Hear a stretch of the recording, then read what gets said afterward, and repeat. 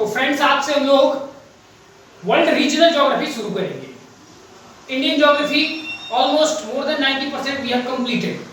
ठीक है, कुछ डेमोग्राफिक्स और ट्राइबल या डेमोग्राफिक्स से रिलेटेड जितनी भी चीजें हैं, पॉपुलेशन वगैरह, वो सब थोड़ा सा हम लोगों ने अभी स्किप किया हुआ, उसको बाद में हम लोग देखेंगे।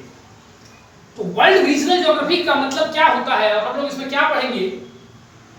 तो वर्ल्ड रीजनल ज्योग्राफी में हम लोग पढ़ेंगे जो 7 कॉन्टिनेंट्स हैं, उन 7 कॉन्टिनेंट्स की पूरी ज्योग्राफी एंड देयर कंट्रीज, और उन कॉन्टिनेंट्स में कौन कौन सी कंट्रीज हैं, उनका ज्योग्राफिकल लोकेशन क्या है, वहां की इकोनॉमिक कंडीशन क्या है, ठीक है, वहां और भी जो एनवायरमेंटल एस्पेक्ट्स हैं। तो हम लोग 7 कॉन्टिनेंट्स और उनकी कंट्रीज के बारे में तमाम ज्योग्राफी के लिए जो जरूरी जानकारियां होती है, उसके आसपास कौन से सी है, उसके पड़ोसी देश कौन से है, कौन सी रिवर वहां पर बहती है, कौन सी लेक, कौन सी माउंटेन, तो ये तमाम फैक्टर्स हम लोग यहाँ पर जो है देखेंगे।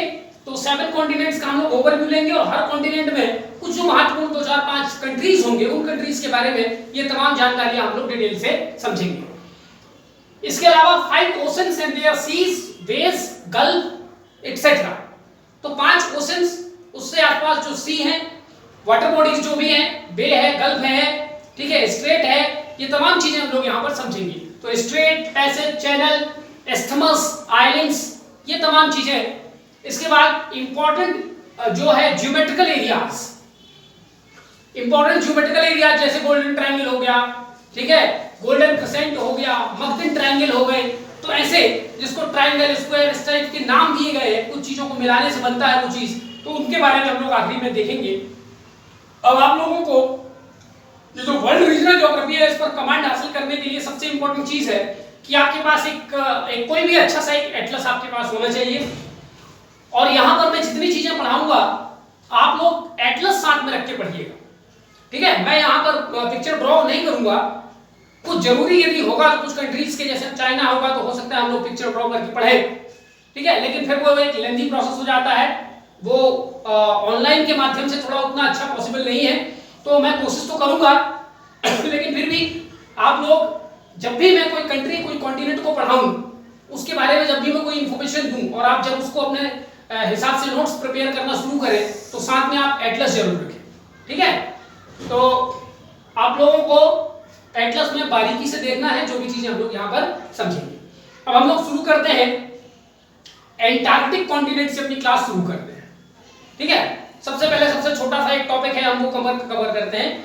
तो एंटार्क्टिक कॉन्टिनेंट में, और इसके पहले जब हम ज्योग्राफी पढ़ रहे थे तो कॉन्टिनेंट क्या होता है, सब कॉन्टिनेंट क्या होता है, ओशियन क्या होता है, सी क्या होता है, बे क्या होता है, गल्फ क्या होता है, ये तमाम जो डेफिनेशन वाली पॉइंट्स हैं, ये हम लोगों ने इसके पहले ज्योग्राफी के जो फंडामेंटल चैप्टर्स थे, ठीक है, ओशनोग्राफी, क्लाइमेटोलॉजी, जहां भी है, तो हमने इन सब की डेफिनेशन पहले क्लियर कर दिया है। तो हर एक चीज की डेफिनेशन भी आपके दिमाग में क्लियर होनी चाहिए कि कॉन्टिनेंट है तो कॉन्टिनेंट का क्या मतलब है, ओशन है तो ओशन का क्या मतलब है, गल्फ है, बे है, स्ट्रेट है, इस्थमस है, आर्किपेलागो जो है, ठीक है। तो ये तमाम डेफिनेशंस आप लोगों को मालूम होना चाहिए। और पिछले वीडियोस में हम लोग ने जब ऑनलाइन क्लासेस नहीं थी, ऑफलाइन क्लासेस थी, तो हम लोगों ने ओशनोग्राफी वगैरह में ये सारी चीजें हम लोगों ने बड़ी कॉन्सेप्चुअल ढंग से चीजों को क्लियर किया है। तो उन सारी चीजों को दिमाग में रखते हुए हम लोग आगे बढ़ते हैं।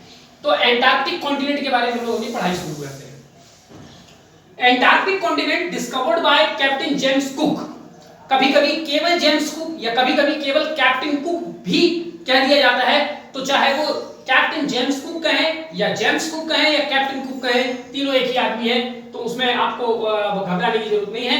तो इसकी जो डिस्कवरी है, एंटार्क्टिक कॉन्टिनेंट को खोजा किसने, डिस्कवर्ड का मतलब जिसने वहां तक पहुंचने का रास्ता खोजा, वहां तक पहुंचे, ठीक है, तो वो थे कैप्टन जेम्स कुक, जो कि एक ब्रिटिश नेविगेटर थे, ठीक है। और 1775 में इस कॉन्टिनेंट की जो है वो खोज हुई थी।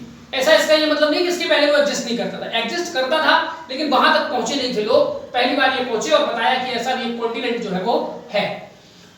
Antarctic continent southern most continent है, ठीक है, दक्षिणतम स्थित महाद्वीप, उसके दक्षिण में आगे कुछ भी नहीं है। Entirely south of Antarctic circle, Antarctic circle 66.5 degree south का है, उसको एंटार्क्टिक सर्किल कहते हैं, 66.5 डिग्री साउथ। तो पूरा एंटार्क्टिक लगभग 99.99.01 परसेंट हिस्सा ही ऐसा होगा जो एंटार्क्टिक सर्किल के नॉर्थ में है, अदरवाइज पूरा का पूरा Antarctic south of Antarctic circle located है। ये ध्यान रखना है, कभी स्टेटमेंट दे दिया जाता है यूपीएससी द्वारा, ठीक है, उस समय हमें ध्यान नहीं रहता और हम इतनी बारीकी से देखते नहीं है चीजों। तो आप एटलस के साथ भी देखते हुए पढ़िएगा, ठीक है। अगली बात देखते हैं हम लोग, फिफ्थ लार्जेस्ट, यदि हम एरिया की बात करें तो 7 कॉन्टिनेंट्स में से बाय एरिया सबसे बड़ा एशिया है, ठीक है, फिर अफ्रीका है, फिर नॉर्थ अमेरिका, साउथ अमेरिका, ये तमाम चीजें। तो ये फिफ्थ लार्जेस्ट कॉन्टिनेंट है इन टर्म्स ऑफ एरिया। इसका एरिया कितना है? 1.42 करोड़ किलोमीटर स्क्वायर इसका एरिया है। यदि हम इसका तुलना करें ऑस्ट्रेलिया से तो ये जो पूरा है ऑस्ट्रेलिया का ट्वाइस है और यूरोप का थ्राइस है, यानी ऑस्ट्रेलिया से लगभग 2 गुना, यूरोप से लगभग 3 गुना, और भारत से आप कंपैरिजन कर लेंगे, भारत का जो क्षेत्रफल है वो है कितना? 32 लाख, मतलब 33 लाख अगर हम मोटा मोटा मान ले तो लगभग 4 गुना भारत से है, ठीक है। तो इस प्रकार से आप लोग थोड़ा सा कंपैरेटिवली देखते हुए आगे बढ़ेंगे। Contains geographical south pole, Antarctic continent में जियोग्राफिकल साउथ पोल, भौगोलिक दक्षिणी ध्रुव इसमें पाया जाता है, ठीक है, एमुंडसेन आइलैंड के पास। तो उनका लोकेशन भी देखिएगा, साउथ आइलैंड जो है, साउथ पोल कहां है आप एटलस में आप लोग देख लीजिएगा, ठीक है। तो साउथ पोल यहां पर है और नॉर्थ पोल कनाडा में स्थित है।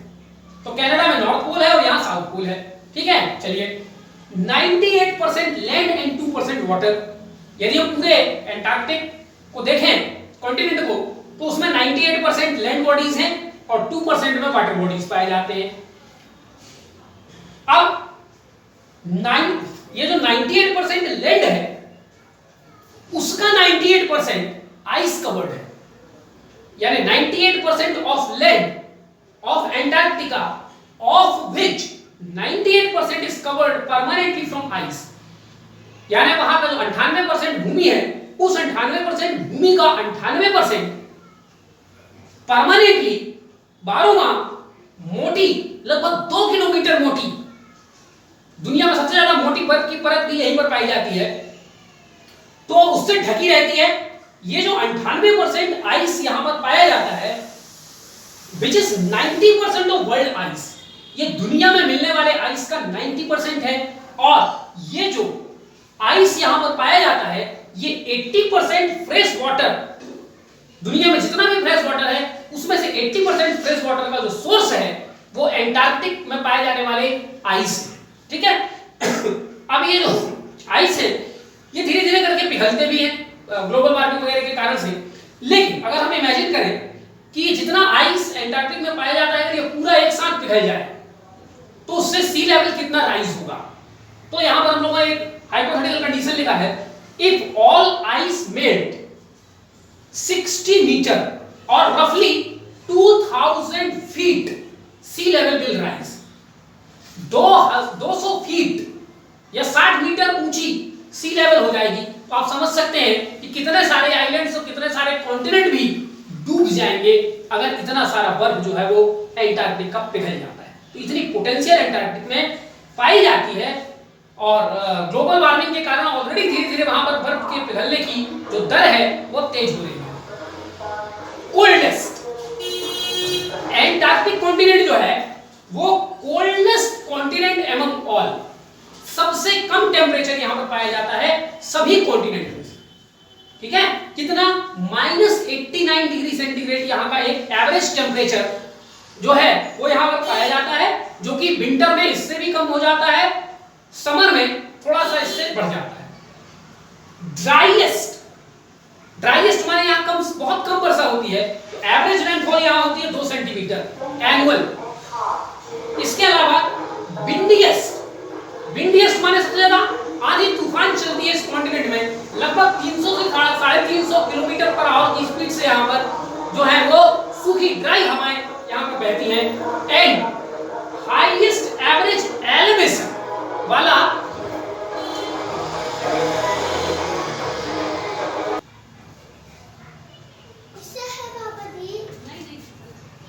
हाँ, तो हम लोग बात कर रहे थे कि जो एंटार्क्टिक कॉन्टिनेंट है वो coldest, driest, windiest and highest average elevation वाला कॉन्टिनेंट है। यानी कोई भी कॉन्टिनेंट का यदि हम एवरेज हाइट देखें तो सबसे ज्यादा एवरेज हाइट जो है वो एंटार्क्टिक कॉन्टिनेंट का है। तो ये चार इंपॉर्टेंट फीचर्स इसमें पाए जाते हैं। कोल्डेस्ट सबसे ठंडा है, ड्राईएस्ट सबसे सूखा है, विंडिएस्ट सबसे तेज हवाएं आंधी तूफान वाला कॉन्टिनेंट है ये, और सबसे ज्यादा एवरेज हाइट वाला कॉन्टिनेंट। चार बातें आपको ध्यान रखनी है। Also known as white continent, क्योंकि चारों तरफ बर्फ ही बर्फ जमा हुआ है इसलिए इसको व्हाइट कॉन्टिनेंट, सफेद महाद्वीप के नाम से जाना जाता है।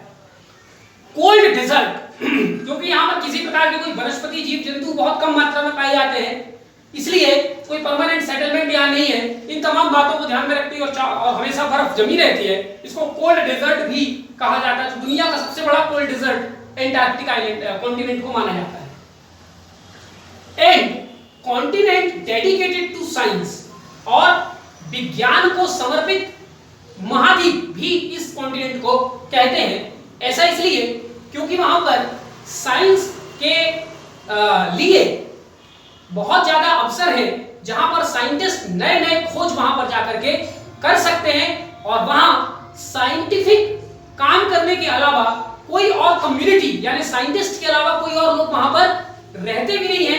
वहां जितनी कुछ एक्टिविटी हो रही है वो केवल साइंटिफिक एक्टिविटी हो रही है, इसलिए इस कॉन्टिनेंट को कहते हैं continent dedicated for science. Flora and fauna, जीव जंतु कौन कौन से पाए जाते हैं? तो यहां पर आपको मिलेंगे डिफरेंट टाइप के एल्गीज, बैक्टीरिया, फंगाई, ठीक है। इसके अलावा पेंगुइन्स, सील्स, टार्डिग्रेड्स जो कि वाटर बियर्स होते हैं यानी कि जलीय भालू, ब्लू व्हेल्स और पोलर बियर्स। तो इतने यहां पर वैरायटीज जो है एल्गी, बैक्टीरिया, फंगाई, पेंगुइन्स, ये तमाम चीजें यहां पर मिलती हैं। इसके अलावा प्लांट्स के नाम पर कोई भी वेजिटेशन वहां पर नहीं मिलता, ठीक है। क्लाइमेट देखें तो ऑलरेडी हम लोग इसके पहले ज्योग्राफी में पढ़ चुके हैं कि कितने लैटिट्यूड से कितने लैटिट्यूड पर किस किस टाइप का क्लाइमेट पाया जाता है। तो ऑब्वियसली यहां पर टुंड्रा प्रकार की क्लाइमेट पाई जाती है, और टुंड्रा क्लाइमेट की क्या विशेषताएं होती हैं ये हम लोग ज्योग्राफी में ऑलरेडी जब क्लाइमेट चैप्टर पढ़ रहे थे तो वहां पर हमने पढ़ लिया है। इस कॉन्टिनेंट में अगली बात हम देखते हैं लॉन्गेस्ट रिवर। तो सबसे लंबी नदी इस कॉन्टिनेंट की है ओनिक्स, ONYX, और सबसे लंबी का मतलब तो 10,000 किलोमीटर नहीं, 25 किलोमीटर ही सबसे लंबी है यहाँ की नदी। लार्जेस्ट लेक एंटार्क्टिक में 4,000 के आसपास सब ग्लेशियल लेक्स हैं, यानी जो बर्फ से बने, बर्फ में गड्ढे बन जाते हैं और वहां पर एक झील बन जाती है, ठीक है। तो बर्फ से बने हुए झील, सब ग्लेशियल लेक्स यहां पर 4,000 के आसपास पाए जाते हैं, जिनमें से सबसे बड़ी झील है वो है बोस्टोक झील। यहां पर एक बोस्टोक नामक स्टेशन है, रूस ने बनाया है, उसी के नाम पर बोस्टोक जो है यहां पर झील पाई जाती है, जो कि सबसे बड़ी एंटार्क्टिका की झील है। हाईएस्ट पीक, यहां पर पर्वत ही पाए जाते हैं, और इन पर्वतों में जो सबसे हाईएस्ट पीक है उसका नाम है विंसन मैसेफ, जो कि लगभग 4892 मीटर हाइट की है, लगभग 5,000 मीटर की ऊंचाई हम मान सकते हैं, जो कि एल्सवर्थ पर्वत में पाई जाती है, ठीक है। जैसे एवरेस्ट पीक है हिमालयन माउंटेन का, उसी प्रकार विंसन मैसेफ एक पीक है एल्सवर्थ माउंटेन का। तो ये सारी लोकेशन आपको ज्योग्राफी में देखते हुए आगे बढ़ना है। एटलस में आप देखिए एल्सवर्थ माउंटेन कहां दिख रहा है आपको, फिर उसमें आप विंसन मैसेफ देखिए, उसकी हाइट देखिए, ठीक है। फिर बोस्टोक लेक देखिए, ओनिक्स रिवर देखिए, ये तमाम चीजें आपको लोकेट करते चलना है एटलस में। Mount Erebus is the southern most active volcano located on Ross island. तो ये जो माउंट एरेबस है, यहां पर एंटार्क्टिका में बहुत सारे एक्टिव वोल्केनो भी पाए जाते हैं, जिनमें से माउंट एरेबस बहुत इंपॉर्टेंट एक्टिव वोल्केनो है। और इसके बारे में खास बात यह है कि ये पूरी पृथ्वी में दक्षिणतम स्थित सबसे ज्यादा एक्टिव वोल्केनो है, ठीक है। तो southern most active volcano is the mount Erebus, जो कि रॉस आइलैंड में एंटार्क्टिका की लोकेटेड है। गवर्निंग सिस्टम, एंटार्क्टिका में गवर्नमेंट का क्या सिस्टम है, गवर्निंग सिस्टम क्या है, प्रशासन की प्रणाली क्या है? तो एंटार्क्टिका में कोई भी परमानेंट सेटलमेंट नहीं है, स्थायी रूप से वहां पर लोग नहीं रहते, वहां पर गांव, शहर, कस्बे, जिला ये सब कुछ नहीं पाया जाता। जब लोग ही नहीं रहते, लोग केवल वहां पर साइंटिफिक रिसर्च के लिए रहते हैं, साइंटिस्ट रहते हैं, वो भी दूसरे देशों से आते हैं, वहां पर परमानेंट कोई भी सेटलमेंट नहीं पाया जाता एक्सेप्ट फ्यू ट्राइबल्स। जैसे इग्लू वगैरह जो घर बना के, इग्लू नामक घर बना के रहते हैं, तो ऐसे कुछ ट्राइब्स वहां पर पाए जाते हैं, ठीक है, एस्किमो ट्राइब ये पाए जाते हैं यहाँ पर। तो जब यहाँ पर परमानेंट सेटलमेंट नहीं है तो यहाँ पर कोई गवर्नमेंट भी नहीं पाई जाती, लेकिन एंटार्क्टिका पर शासन प्रशासन करने के लिए कुछ अंतरराष्ट्रीय नियम कानून उपलब्ध है। तो टेक्निकली किसी भी देश का शासन एंटार्क्टिका पर नहीं है, लेकिन इंटरनेशनल नियम कानून के आधार पर इसका शासन प्रशासन किया जाता है। तो देखते हैं हम लोग कि गवर्निंग सिस्टम में कौन कौन से अंतरराष्ट्रीय नियम कानून है जो एंटार्क्टिका के लिए इंपॉर्टेंट है। इसमें से जो सबसे इंपॉर्टेंट नियम कानून है वो है एंटार्क्टिक ट्रीटी सिस्टम, या केवल एंटार्क्टिक ट्रीटी कहा जाए। एंटार्क्टिक ट्रीटी सिस्टम का मतलब यह है कि इसके अंतर्गत कई ट्रीटी और कई सब ट्रीटी शामिल हैं, ठीक है। तो एंटार्क्टिक ट्रीटी सिस्टम 1959 में आया था। वर्तमान में इसमें 24 कंट्रीज हैं जिन्होंने इस ट्रीटी को मानने के लिए अपनी जो राय है वो दी है, सहमत हुए हैं 54 कंट्रीज कि हम इस कानून को, इस व्यवस्था को हम मानते हैं, ठीक है। तो 54 parties are there including India भी उसमें शामिल है। इन 54 देशों में से जो 12 हैं वो फाउंडिंग मेंबर है। फाउंडिंग माने इन्हीं 12 देशों ने मिलकर के, जिसमें Norway, Sweden, Denmark, Canada, America, जो कि बड़े डेवलप्ड कंट्रीज हैं, ठीक है। और फिर यदि नीचे आए तो उससे मिलते हुए अर्जेंटीना, यूके, ऐसे कुछ देश हैं जो 12 फाउंडिंग कंट्रीज थे। ये 12 फाउंडिंग मेंबर है। अब इस 54 में से जो 24 हैं उनको इसमें वोटिंग राइट है, यानी जब कभी भी एंटार्क्टिका ट्रीटी के अंतर्गत एंटार्क्टिका पर कोई नियम बनाना होगा, कोई डिसीजन लेना होगा, तो इस 54 में से 24 कंट्रीज ही वोटिंग करके कोई नियम कानून बनाएंगे। इसमें इंडिया शामिल नहीं है। तो 24 कंट्रीज को वोटिंग राइट है और 30 कंट्री को वोटिंग राइट नहीं है। तो जो बाकी 30 कंट्री बचे उनको बोलते हैं कंसल्टेटिव कंट्रीज, और इन 24 को बोलते हैं वोटिंग राइट वाले कंट्रीज, ठीक है। बात समझ? तो इंडिया कंसल्टेटिव कंट्री में शामिल है, यानी कोई भी एंटार्क्टिका के लिए नियम कानून बनाते समय जो कंसल्टेटिव कंट्री है उनसे केवल कंसल्ट किया जाएगा, लेकिन उनको वोटिंग राइट नहीं दिया गया है, ठीक है। अब ये ट्रीटी कहता क्या है? ये ट्रीटी ये कहता है कि एंटार्क्टिक कॉन्टिनेंट का जो उपयोग है वो पीसफुल पर्पज के लिए किया जाएगा, मानवता के लिए किया जाएगा। वहां पर किसी प्रकार का मिलिटराइजेशन, कोई सैनिक कार्यवाही वहां पर नहीं की जाएगी, न्यूक्लियर एक्सप्लोजन नहीं किया जाएगा, इंडस्ट्रियल सेटअप नहीं किया जाएगा, वहां के इकोसिस्टम को, बायोडायवर्सिटी को, एनवायरनमेंट को डिस्टर्ब नहीं किया जाएगा, उसको पॉल्यूट नहीं किया जाएगा, ठीक है। यानी कोई भी ऐसी नेगेटिव ह्यूमन एक्टिविटीज वहां पर नहीं की जाएगी, साइंटिफिक रिसर्च वहां पर किया जा सकता है, ठीक है। और इस पर्पज के लिए डिफरेंट कंट्रीज के साइंटिस्ट वहां पर जाकर के अपना एक टेम्परेरी और परमानेंट दोनों नेचर के रिसर्च स्टेशन बना करके वहां रिसर्च रिलेटेड एक्टिविटी कर सकते हैं, जो मानवता के लिए बेहतर होगा। किसी प्रकार का कोई मिलिट्री एक्टिविटीज वहां पर नहीं होगी, ऐसा ये ट्रीटी कहता है। Is it clear? चलिए दूसरी ट्रीटी की बात करते हैं, the protocol on environmental protection to the Antarctic treaty. यानी ये एंटार्क्टिक ट्रीटी के अंडर एक प्रोटोकॉल है जो कि एंटार्क्टिक कॉन्टिनेंट में एनवायरमेंट प्रोटेक्शन की बात करता है। इसको शॉर्ट में मैड्रिड प्रोटोकॉल भी कहा जाता है, मतलब दूसरे नाम से इसको मैड्रिड प्रोटोकॉल के नाम से भी जाना जाता है, जो कि 1998 में लाया गया और जिसका ऑब्जेक्टिव है कि किसी भी प्रकार के एनवायरमेंटल पॉल्यूशन का काम एंटार्क्टिक कॉन्टिनेंट में नहीं किया जाएगा, वहां की बायोडायवर्सिटी, इकोसिस्टम को कंजर्व किया जाएगा। तीसरे नंबर पर है convention on the regulation of Antarctic mineral resources 1998। यानी ये ट्रीटी ये कहती है, ये जो कन्वेंशन है ये कहती है कि एंटार्क्टिक कॉन्टिनेंट में जो मिनरल रिसोर्सेज या अदर रिसोर्सेज पाए जाते हैं उनको कोई कंट्री यूनिलैटरली एक पक्षीय रूप से एक्सप्लॉइट नहीं करेगा। वहां पर जो भी रिसोर्सेज अवेलेबल होंगे उसको एंटार्क्टिक ट्रीटी के नियमानुसार और इस कन्वेंशन के नियमानुसार पूरी दुनिया के लिए उसका उपयोग किया जाएगा। उस पर वहां पर प्राप्त होने वाले मिनरल या अदर रिसोर्सेज पर किसी भी कंट्री का दावा या हक नहीं होगा, चाहे उसकी खोज किसी भी देश ने की हो। Is it clear? चलिए, ये 3 इंपॉर्टेंट गवर्निंग सिस्टम है ट्रीटी या कन्वेंशन के रूप में। ठीक है, टेरिटोरियल क्लेम्स। अब एंटार्क्टिक कॉन्टिनेंट पर किसका अधिकार है, ये बात हम लोग यहां समझते हैं।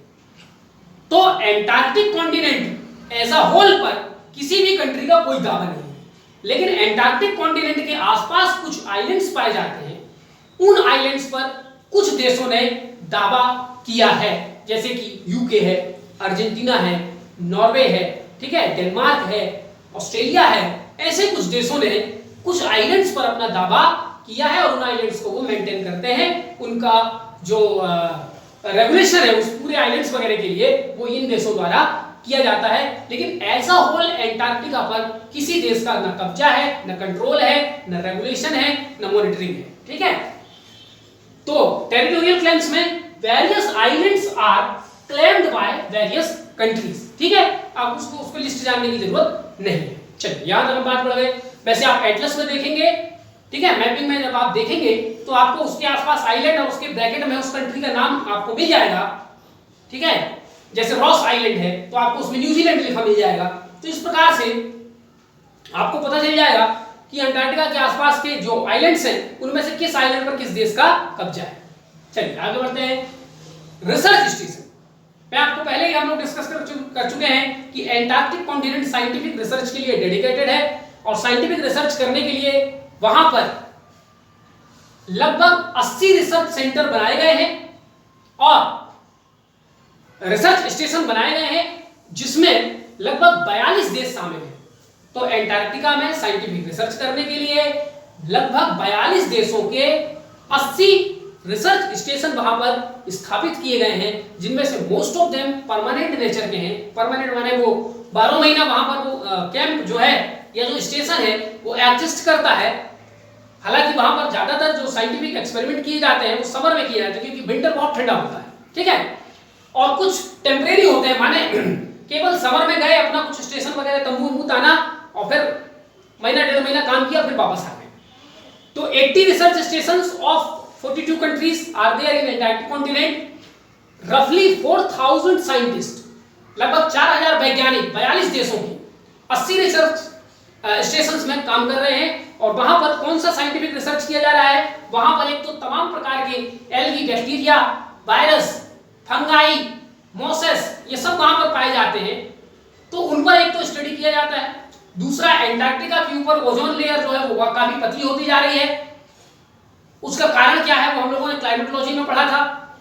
ठीक है, और जब मैं इंडिया का मानसून पढ़ा रहा था इंडिया में, तब भी मैंने एंटार्क्टिका पे जो थिन हो रही है ओजोन लेयर उसके बारे में मैंने चर्चा किया था।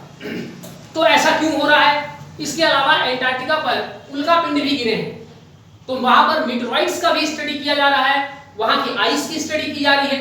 तो वहां पर डिफरेंट साइंटिफिक एस्पेक्ट्स को ध्यान में रखते हुए डिफरेंट साइंटिफिक एंगल्स की वहां पर जो जांच है, एक्सपेरिमेंट है, वो वैज्ञानिक कर रहे हैं।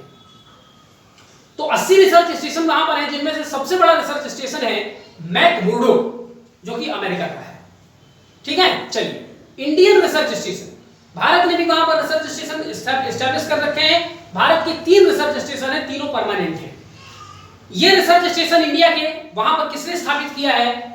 तो national centre for polar and oceanic research, NCPOR एक संस्था है भारत में जिसका हेडक्वार्टर हैदराबाद में लोकेटेड है। और यह संस्था मिनिस्ट्री ऑफ अर्थ साइंस, पृथ्वी विज्ञान मंत्रालय के अंतर्गत ये इंस्टीट्यूट है और इसी ने जो कि नोडल एजेंसी है पोलर और ओशनिक रिसर्च के लिए, उसने ये रिसर्च स्टेशन वहां पर सेटअप किए हैं।